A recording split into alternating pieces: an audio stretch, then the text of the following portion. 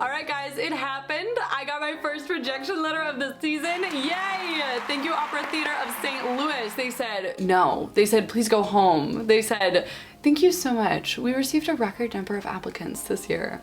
And it's totally fine. It's a big part of the job, honestly, is getting rejected all of the time. And it's something that I've really learned to just live in harmony with, not really be deeply affected by. It does not like tear at the inner like threads of my soul anymore. But let me tell you, my first year in the industry as an opera singer and a full-time musician, it absolutely did. It was gut-wrenching. I remember I would get a letter of rejection and I would just feel like the world was ending. My life was over, everything was terrible, and I was never going to ever do anything interesting or be mildly successful in my entire life, which still could possibly be true, but oh well. Rejection is just like a huge part of life, and I think it's something that many of us don't really learn how to deal with, and suddenly, at least as a musician, you're getting rejected every day, left and right. Seems like nobody wants to work with you, and it's absolutely horrible. Hi, welcome to Making a Musician. It's me, your host, Helen, and today we're talking about rejection because I am like the absolute rejection expert. Let me tell you. So my first year as a musician, I acquired a record 50 plus letters of rejection. Can you imagine? Baby me, I think I might have been 21 or 22 years old my first year out of school, and 50 letters of rejection. And it was actually more than 50 because I stopped counting at 50. I think I am incredibly qualified to discuss this topic today, and I'm really excited to do it. Here's the thing, I'm in an industry where you hear no a lot more than you hear yes. Like to the point where when somebody tells me yes, I'm always like, huh? Like, no, I didn't hear you right. You know what's funny? I don't even remember like the first acceptance letter I got for something, but for like an audition, but I do remember the first time I got a job and I got accepted into like something for an opera company. And I remember being like, huh? Like what? They sent this to the wrong person. There must be another Helen Hendricks who's a coloratura soprano.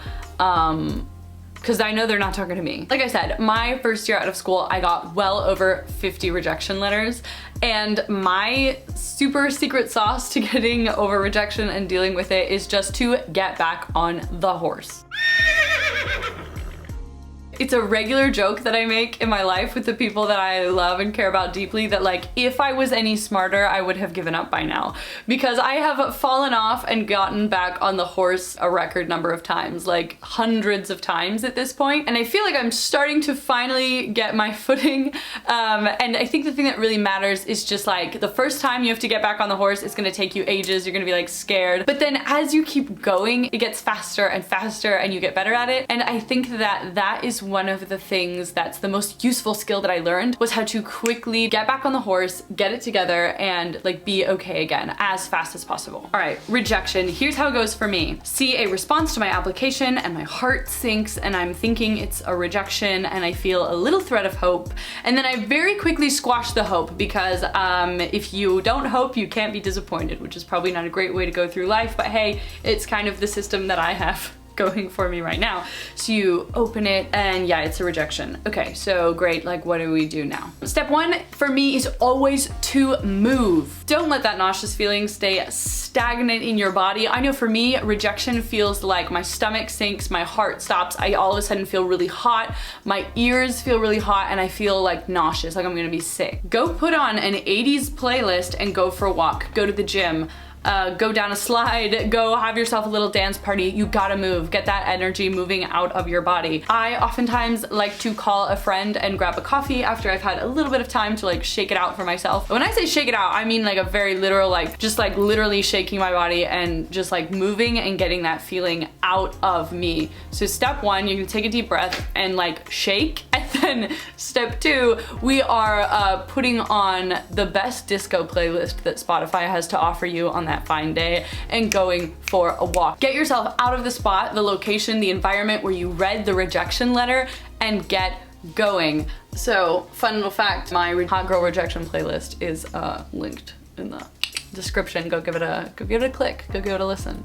So to expand on this point number 2 is own it. Yeah, girl, you got rejected and it sucked. Embrace it. It's yours. Don't spend time planning your pity party, just hold on to it and really like look it in the eye. We can confront these nasty feelings now because we took a second to distance ourselves. I find that that's really important, giving yourself a little bit of space. And the thing that gives you the space is the shaking and the going on a walk. Like shake it off, go for a walk. And then once you get to a point on the walk, you always get to this natural point where you're like, okay, it doesn't really feel like the sky is falling anymore and I'm not dying. That's the moment when like, you know, give yourself a little more time, but you can wind down the walk, come back home and start processing. Feel that it really sucks and that it's shitty. And I like to, at this point, either maybe talk to a friend or sometimes I'll just have myself a good little cry if it's something I was really, really distraught about. That's kind of a rare occurrence, but if it's what you need, just let it happen. And also journaling. This is the thing I lean on probably the absolute most. So some journal prompts I would recommend are, how did it make you feel? What is the story that I'm telling myself about the rejection? What can I learn from this? And does this rejection make me want to change anything? So depending on the rejection, some rejections come with feedback and most of them don't. But if it does and they give you feedback in the rejection, take a second and evaluate it and ask yourself these questions. Does it make me want to change something? One time for a competition, I lost, which is like a type of rejection. And I got some really inappropriate feedback from an adjudicator who said I was annoying to listen to, which is like not an okay thing to say to anyone ever, but okay. Once I decided for myself that I was not in fact annoying to listen to, I was okay with it. I was able to accept the rejection and move on and decide that sometimes the people in charge of writing your rejection letter are just having a bad day. And this brings me to my next point, which is it probably actually really doesn't have all that much to do with you. Sometimes rejection does have to do with you. Sometimes it's 100% about you. Sometimes it's entirely about the way that you showed up that day and how you were, and they just thought you weren't the best fit or you weren't what they were looking for. But sometimes rejection as well as acceptance has absolutely nothing to do with you. I always tell myself if I get rejected that maybe I just looked like that person's ex-wife that they really, really hate. And it doesn't really have to do anything with how well I sang or not. No matter what, I wasn't getting that job. It might be true. Maybe they already knew who they were gonna hire and your audition is just a formality and legally they're required to have applications and auditions, but they already knew who they wanted. Maybe they're not doing a project that requires someone with your skill sets. Maybe they forgot to eat breakfast and they were too busy planning their lunch to really give you a chance.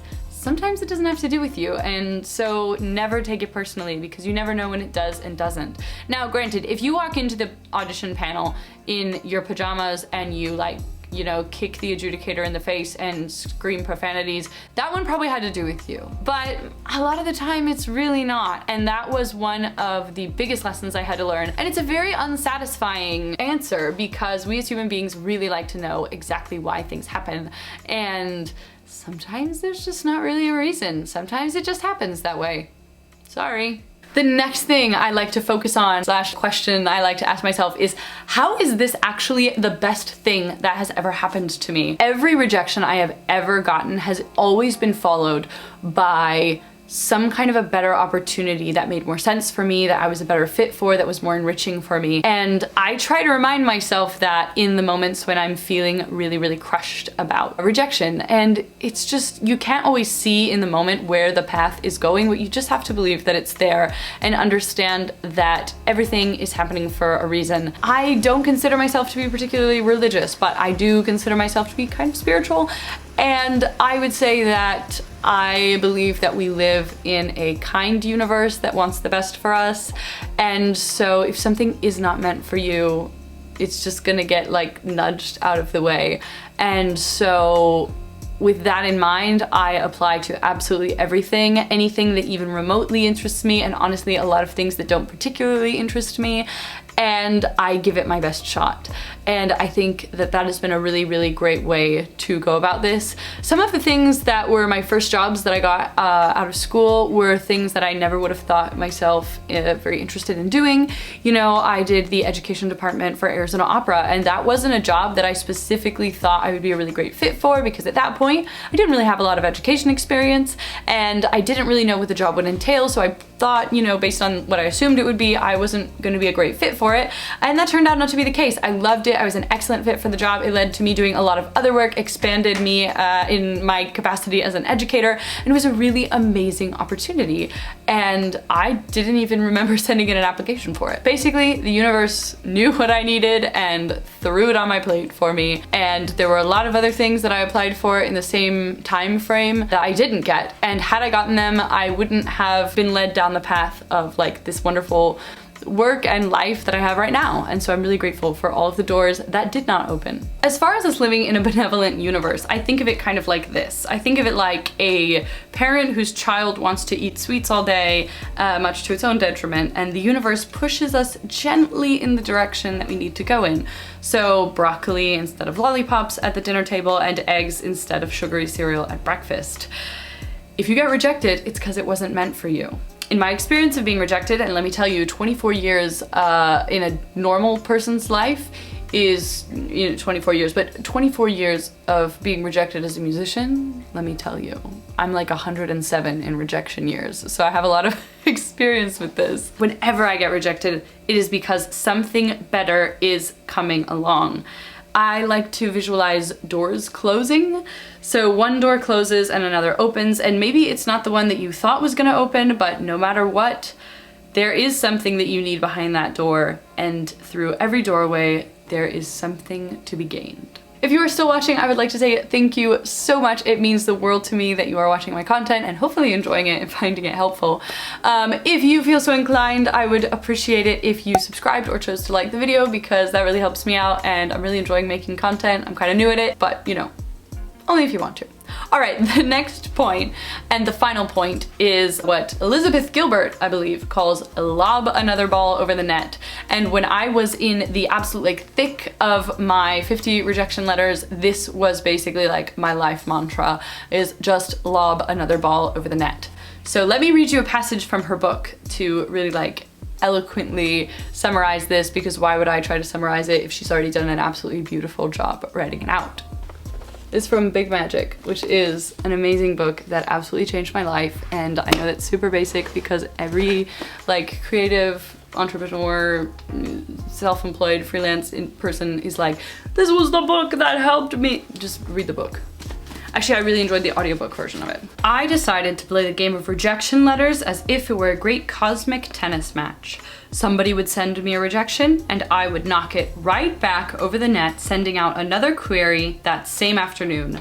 My policy was, you hit it to me, I'm gonna hit it straight back out into the universe. Go out there and get hurt again. I often like to quote that like Michael Scott thing where he's like, I am ready to get hurt again. And honestly, that like really is very cathartic for me. But yeah, when I was in the thick of getting my rejection letters, I did what any absolutely crazy woman would do and set a goal to get 100 rejection letters, and I started collecting them and just like wearing them proudly, and I set out to see how many I could get, and whenever I got an email from a company, I would be like, yes, another one, even before I opened it. And then, you know, on the rare chances that it was like, what do you call it? On the rare, see, I don't even know what it's called. On the rare chances that it was an acceptance letter, I was really like shocked and surprised and pleased. But I was also pleased when I got rejection letters because that was my new metric of success. I figured that if I did enough failing, so if I put myself out there enough times that I failed 100 times, got 100 rejection letters, I would at some point inevitably have to stumble upon a success, because we do not live in a horrible, cruel world, and somebody was gonna want me. So I set out to get 100 rejection letters, which was unhinged, but it was one of the best things that I ever did, and I can't recommend it highly enough. I would send out my applications in the hopes of getting in return some of the most exotic and coveted rejection letters. And boy, did it not disappoint. Rejection from all A-list opera houses, check. Rejection from all B-list houses, check. Rejection from almost every single C-list opera house, check. I even got rejected from a chorus position for a zero-budget community opera production. And I held on to those rejection letters with the pride that only an absolutely chaotic, crazy woman on a mad quest to get every rejection letter from every United States company that she could would be able to. Is it dumb? Kind of. Is it unhinged? Absolutely. But did it work? Yes, ma'am. We all get rejected and we all get absolutely beat to a pulp by the universe sometimes. And I can't recommend it highly enough. So go out there and get your ass handed to you. Ciao, y'all. Fantastic.